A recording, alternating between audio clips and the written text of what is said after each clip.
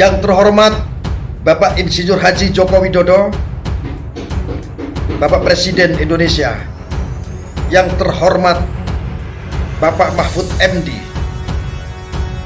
Bapak, lihatlah Bapak, hukum di negeri ini Bapak. Lihatlah Bapak, sangat miris hukum di mata masyarakat untuk saat ini. Salah satunya yang dialami oleh MSAT, putra Kiai Jombang, yang diduga melakukan pemerkosaan atau pencabulan santriwati di bawah umur. Bahkan saat itu opini publik ramai memperbincangkan bahwa pencabulan sampai dengan belasan santriwati di bawah umur. Fakta, hanya ada satu korban atau saksi satu korban yang mengaku menjadi korban pun usianya tidak di bawah umur dan saat ini usianya sudah 25 tahun. Bagaimana ini masyarakat melihat tidak kasus murni pemerkosaan dan pencabulan? Hitung-hitungannya sangat gampang. Karena selama kita menyimak fakta-fakta persidangan, bahkan saksi-saksi yang dihadirkan oleh JPU pun tidak terkesan memberatkan tersangka atau terdakwa, tetapi lebih condong meringankan. Bahkan dihadirkan pula dari saksi ahli hukum pidana pun menyampaikan setelah persidangan pun tidak memberatkan, malah meringankan. Mungkin tanggapan dari saksi ahli pidana hukum pun kami menilai tidak layak untuk dipersidangkan. Inilah yang terjadi kasus dari MSAT putra Kiai Jombang. Fakta-fakta persidangan yang lain pun masih banyak sekali. Dan di situ ada dugaan keras kasus tersebut adalah kasus rekayasa. Bahkan kasus ini pun condong tidak kasus murni pemerkosaan atau pencabulan.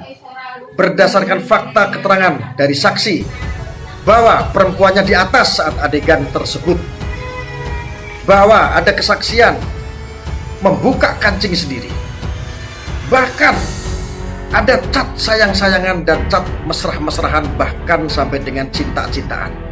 Bagaimana kami melihat bahwa ini bukan kasus dugaan rekayasa, atau memang sudah diskema atau sudah dibuat pola untuk sedemikian rupa agar untuk memenjarakan seseorang. Lalu pertimbangan-pertimbangan selanjutnya adalah bahwa ada beberapa saksi mengatakan, yang mengaku korban atau saksi korban yang melapor itu pun sebetulnya mulai dari tahun 2014 sudah berhubungan badan dengan pacarnya yang berinisial GS. Itu keterangan-keterangan yang kami dapat dari PH terdakwa MSAT putra Kiai Jombang. Yang sangat ironis dan sangat miris sekali adalah ketika fakta-fakta persidangan dengan menghadirkan saksi-saksi, menggali semua daripada dakwaan, sehingga rentetan-rentetan ini terjadi, ini seperti tidak ada artinya.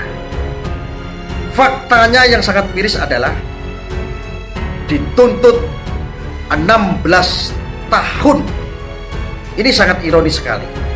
Seolah-olah persidangan sampai dengan 24 kali persidangan, seolah-olah ini menjadi persidangan untuk menghakimi, bukan mencari kebenaran.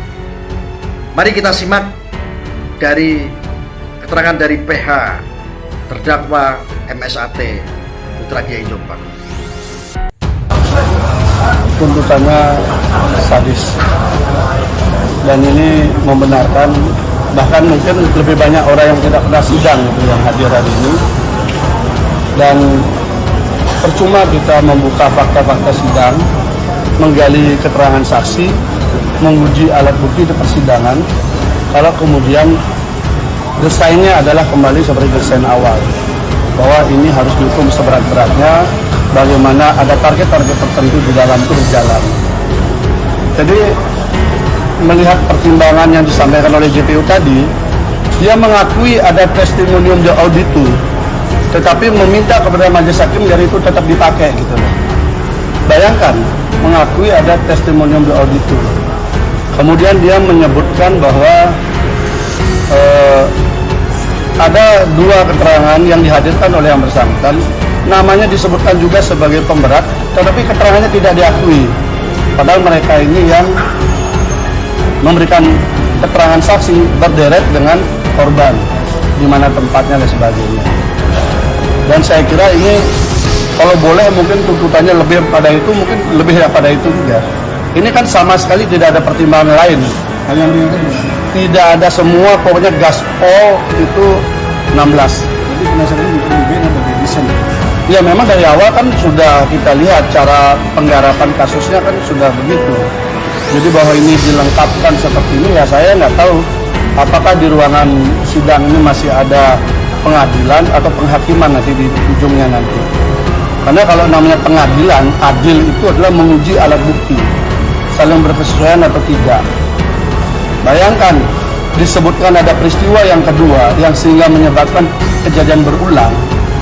Jadi kena pasal 65 ini kan kejadian berulang, sehingga ditambahkan sepertiga.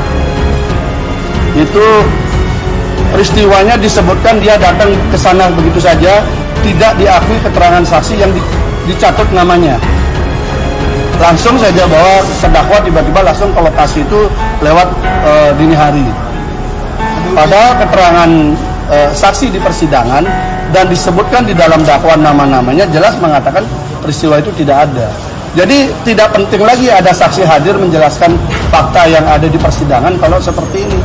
Makanya dari awal saya katakan kalau memang ini mau didesain sebenarnya cukup dakwaan langsung tuntutan, nggak usah lagi ada menggali keterangan saksi. Untuk apa kita menggali keterangan saksi kalau kemudian keterangan saksi di atas sumpah tidak dipakai? Jadi BAP pun dimintakan oleh JPU untuk dipakai juga sebagai alat bukti. Untuk apa kemudian JPU mengurangi saksi kalau memang mau menghadirkan BAP itu mau diuji, kan begitu. Ada 40 saksi, oleh JPU 16 sudah ditutup, kita yang minta biar dihadirkan lagi yang lain. Tapi di persidangan tadi meminta selain saksi testimonium di auditi untuk dipakai, juga meminta BAP yang tidak dipakai di sini agar dipakai juga. Ini kan sesuatu yang bagi saya yang membingungkan gitu loh. Satu sisi dia tidak mau menghadirkan yang di BAP sebagai saksi, di sisi yang lain minta itu dipakai. Padahal kan harus kita uji di sini kan. Upaya pembelaan Bang. Otomatis minggu depan kita pledoi. Pertanyaannya masih adakah ruang-ruang keadilan di situ? Karena ruangan ini pun juga teman-teman tahu sendiri kan. Bagaimana ruang PN bisa dipakai podcast oleh oknum tertentu untuk menekan kekuasaan dan sebagainya gitu. Tapi ya kami berharap seluruh keluarga besar Cynthia ini berdoa aja lah. Di atas keadilan manusia masih ada keadilan Tuhan. Berdoa aja, nanti akan ada jalur-jalur tangan-tangan Tuhan akan bekerja. Saya yakin. Karena ini sudah tidak make sense dengan kewajaran dari proses cara tuntutan dan sebagainya, sangat tidak masuk akal. Coba aja buka semua kasus yang ada di Indonesia, ada nggak seperti ini? Gampang hitungnya. Gampang hitungnya. Apa yang disiapkan nanti? Ya pembelaan kami sederhana, yaitu apa yang menjadi fakta sidang. Fakta sidang aja, karena memang mengukur kebenaran, keadilan, benar tidaknya peristiwa itu kan di fakta sidang, bukan di tempat lain. Kalau di tempat lain untuk apa gitu loh? Ini satu orang yang mengaku korban loh. Satu orang yang mengaku korban dengan tuntutan sebesar dan setinggi itu. Silakan saja. Wajar atau tidak wajar, wajar atau tidak wajar, itu kita ukur aja ngerasa keadilan kita. Di mana ini mungkin satu-satunya kasus pemerkosaan di mana korbannya buka baju sendiri, berada di atas dan sebagainya, dan ngechat mesra terdakwa. Mungkin tidak ada di dunia korban pemerkosaan seperti itu. Dan ini kemudian dituntut sangat berat.